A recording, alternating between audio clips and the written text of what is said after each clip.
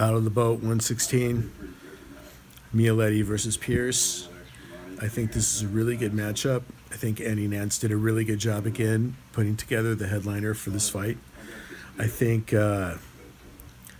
if we break down what these fighters have, what their advantages are, I think Pierce's advantage is speed, athleticism, and I think he's probably a harder puncher.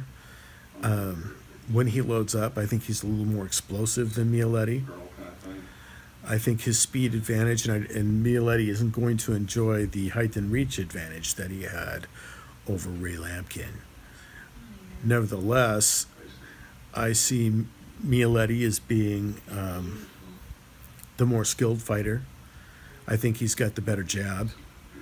I think while I think Pierce hits harder in a single punch when he loads up, I think he's more explosive. And that quickness, I think, plays a factor. I think Mioletti is actually heavier handed. I think he tends to place overall his punches better, and I think for that reason they tend to have more of an effect on their opponent. I think he also has a higher punch output. Defensively, these guys are comparable. Mioletti, like I said, I think is probably overall the more skilled fighter. Pierce is more athletically gifted. That being said, I think this fight's going to break down to who's going to get there first. And I think Pierce is probably going to get there first. And I think in all likelihood, he's going to win a decision over Mioletti.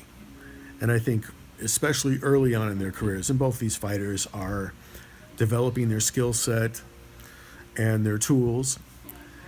And at this point, because of Pierce's athleticism and speed, I give him the advantage going in, because fighting is about who gets there first, who can land first, and that advantage goes to Pierce.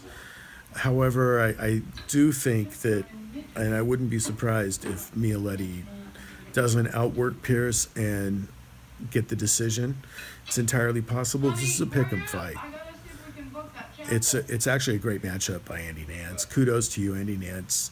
Job well done. It's a really good headliner for Battle of the Boat. Two undefeated fighters that are hungry. Both these guys are going to put it on the line. I don't expect this to be like the Lampkin fight, like Mioletti versus Lampkin. I don't expect it to be a quick fight. I expect it to go the distance, or at the very least go pretty close to the end of the fight.